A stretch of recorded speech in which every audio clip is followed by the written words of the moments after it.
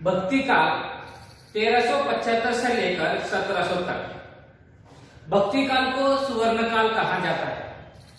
भक्ति काल में दो शाखा है, एक सगुण भक्ति शाखा और दूसरा निर्गुण भक्ति शाखा। और सगुण में दो शाखा है, एक राम भक्ति शाखा और दूसरा कृष्ण भक्ति शाखा।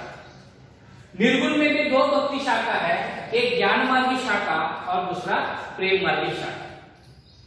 जब यहाँ पर राम भक्ति शाखा के प्रवर्तक है तुलसीदास ने रामचरितमानस लिखा है, और कृष्ण भक्ति शाखा के प्रवर्तक है सूरदास ने साहित्य लहरी लिखा है। और ज्ञान मार्गी शाखा के प्रवर्तक है संत कबीरदास ने, और संत कबीरदास ने कबीर दोवाली लिखा है। प्रेम मार्गी शाखा के प्रवर्तक है मलिक मोहम्मद जैसी है, और मलिक मोहम्मद जैसी ने पद्मावत महाकाव्य लिखा है। ये सारे प्रवृत्तियों में से कि हम लोगों को ज्ञान मार्गी शाखा के प्रवृत्ति के बारे में देखना है। ज्ञान मार्गी शाखा के प्रवर्तक कौन है? संत कबीर है। संत कबीर ने ज्ञान मार्गी शाखा के प्रवर्तक है, और संत कबीर ने ज्ञान मार्गी शाखा के में कबीर का जो वास्तविक विचार है, और वो वास्तविक विचार को समाज के सामने प्रकट करने का प्रयास किया है। इसमें नंबर 1 है कि निर्गुण ईश्वर की आराधना।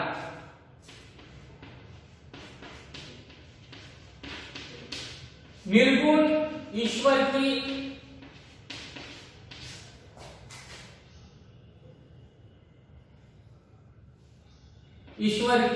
आराधना।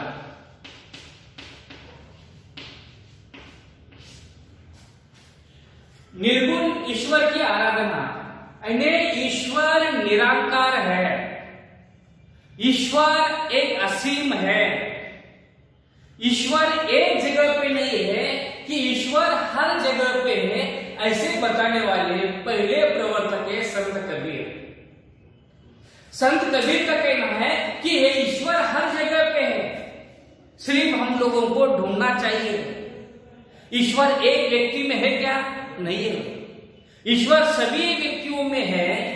जैसे उन्होंने बता दिया था कि हिरण को कस्तूरी की सुगंध आ रहा था, इसी कारण से हिरण इधर उधर भागदौड़ करता रहता है, मगर हिरण को कहीं कस्तूरी मिलता नहीं है।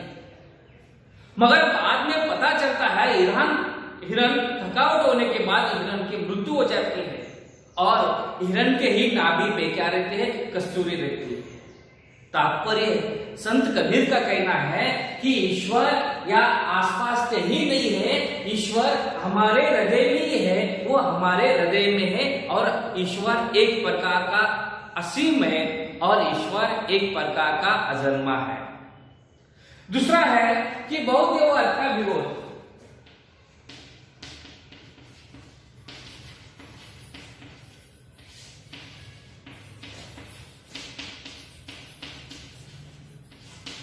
संत कबीरदास का कहना है ईश्वर के बारे में बहुदेववाद का विरोध। बहुदेववाद है एक से अधिक को, उसे कहते हैं बहुदेव। मगर संत कबीर का कहना है कि ईश्वर एक ही है, वो अजन्मा है, और वो हर जगह पे ईश्वर है। और ईश्वर को ढूंढने के लिए हमें आवश्यकता नहीं है, और वहां पर ईश्वर को पूजने के लिए यानी किसी पत्थर को पूजने की आवश्यकता नहीं है। कई पत्थर पूजने से हमें ईश्वर प्राप्त होने वाला है क्या? नहीं है। ईश्वर हमें हर जगह है, सिर्फ वो ढूंढने वाला व्यक्ति होना चाहिए, वो समझने वाला व्यक्ति होना चाहिए। मगर ईश्वर के कई अलग अलग रूप नहीं है, ईश्वर के अलग अलग रंग नहीं है। सिर्फ ईश्वर एक ही है, और वो अजन्मा है, और वो ईश्वर हर व्यक्ति के हृदय में है। तीसरा है अद्वैतवादी विचारधारा। अद्वैतवादी विचारधारा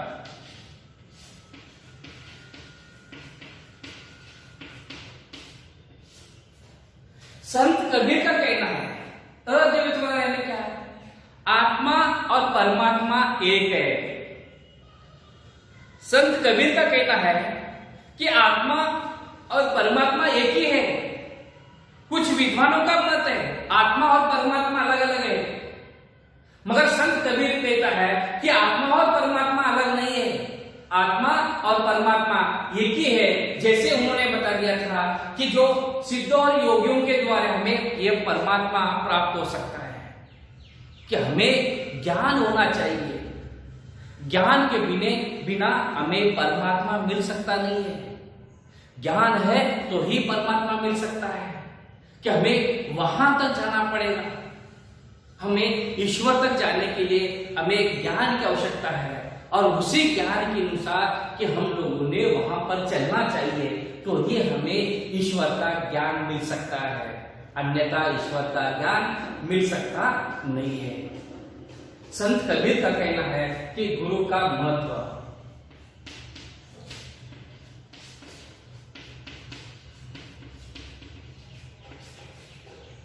संत कबीर का कहना है, ज्ञान मार्ग की शाखा में उन्होंने बता दिया कि गुरु का महत्व, कि गुरु ऐसा है, उन्हें कहना है कि ईश्वर से ही श्रेष्ठ माना है संत कबीर ने गुरु को। गुरु के बिना शिष्य का कुछ हो सकता नहीं है, मगर आज की स्थिति में बदल गया है। शिष्य अपने गुरु को मान रहा नहीं है, और गुरु भी वैसे गुरु नहीं रह रहा है। गुरु का मतलब ऐसा नहीं है कोई अध्यापक पढ़ाने वाले गुरु है क्या, नहीं है। गुरु का मतलब यह है जो सही मार्ग बताने वाला चाहिए, चाहे वो पढ़ा लिखा हो या गवार हो या अन्य कोई भी हो, मगर गुरु वो हो सकता है जो अपने शिष्य को सही मार्ग देने वाला चाहिए, सही बताने वाला चाहिए, वही हमारा गुरु हो सकता है। तब संत कबीर कहना है कि गुरु ईश्वर से ही, भगवान से ही श्रेष्ठ है।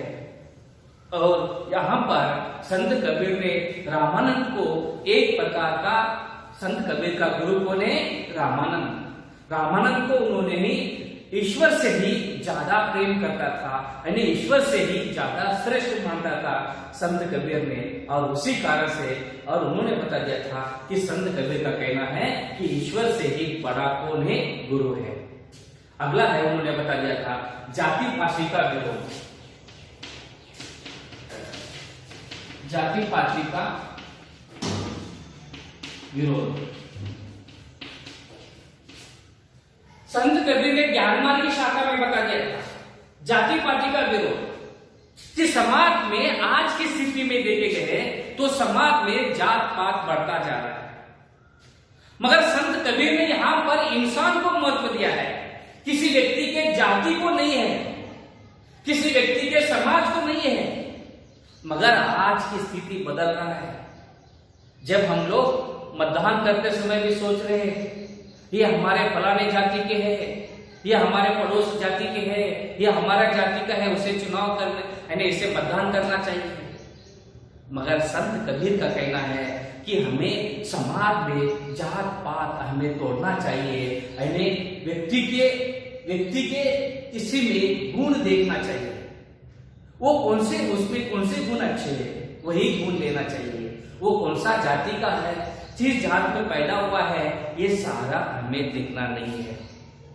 संत कबीर ने ज्ञान मार्ग में बता दिया था कि सिर्फ व्यक्ति का जीवन चरित्र देखना चाहिए और व्यक्ति के जो अच्छे गुण देखना चाहिए, और उसकी जाति के बारे में हमें देखना नहीं है। जात सर्वश्रेष्ठ नहीं है और उसके गुण सर्वश्रेष्ठ है, और ये विचार आज के बच्चों लोगों ने लेना चाहिए, क्योंकि हमें संत कबीर के विचारों से आगे बढ़ना चाहिए। अगला है रूढ़ियों आडंबरों का विरोध।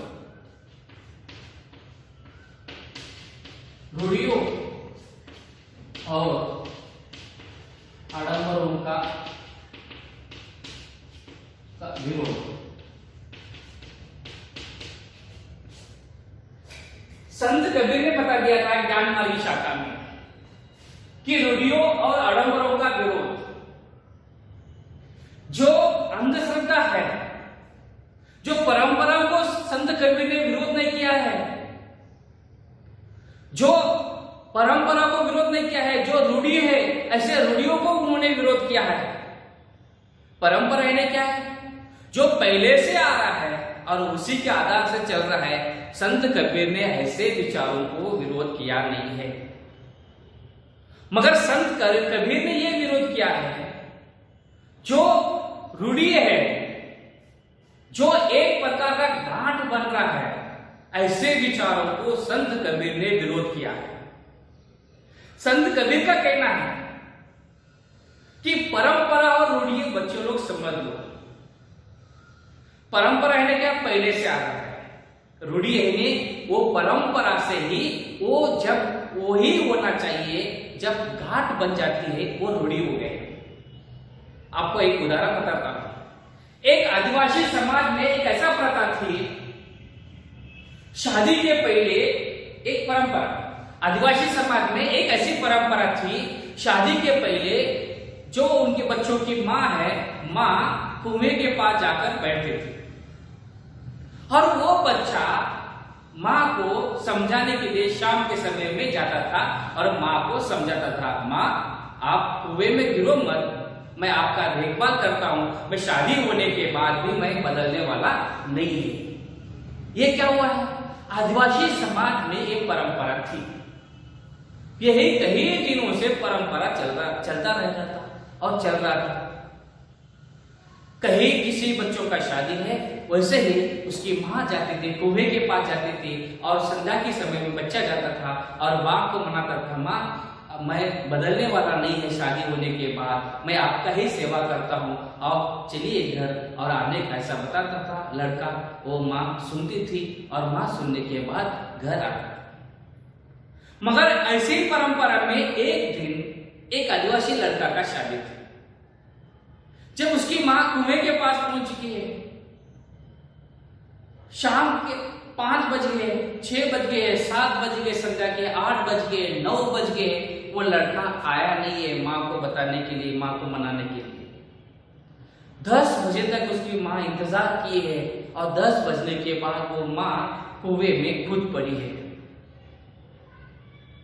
इसका मतलब है, संत कबीर का कहना है, जो परंपरा है, संत कबीर ने परंपरा को विरोध नहीं किया है, संत कबीर ने रूढ़ियों को विरोध किया है, आडंबरों को विरोध किया है। ऐसा ही होना चाहिए, ये से प्रथा को उन्होंने विरोध किया है। इन्हें जब उसकी माँ कुएं में खुद कर मर गई है, ये बन गई है। इससे पहले एक परंपरा थी, जब खुद कुएं में गिरी है, ये रूढ़ी बन गई है। ऐसी रूढ़ियों को प्रेमचंद संत कबीर यहाँ पर विरोध करते थे और उसी के साथ साथ यहाँ पर संत कबीर ने ज्ञानमार्ग की शाखा में 5 पॉइंट के साथ हम लोग को उल्लेख किया है, जब उन्होंने बता दिया था कि समाज की स्थिति और एक आदर्शवादी है संत कबीर का विचार। आज के बच्चों को भी यही एक ज्ञानमार्गी शाखा के प्रवर्तक के अनुसार हमें आगे बढ़ना चाहिए कि ज्ञान हमारे पास है तो ही ज्ञान दुनिया में सब कुछ है। हमें ज्ञान को महत्व देना चाहिए। किसी जाति को, किसी पाति को, किसी व्यक्ति को, या काला है या गोरा है या फलाना जाति का है, एक वरिष्ठ जाति का है या कनिष्ठ जाति का है, ऐसे हमें देखना नहीं चाहिए। और यहाँ पर संत कबीर ने ज्ञान मार्ग शाखा में बता दिया था कि ज्ञान को ही सबसे महत्वपूर्ण बता दिया। धन्यवाद।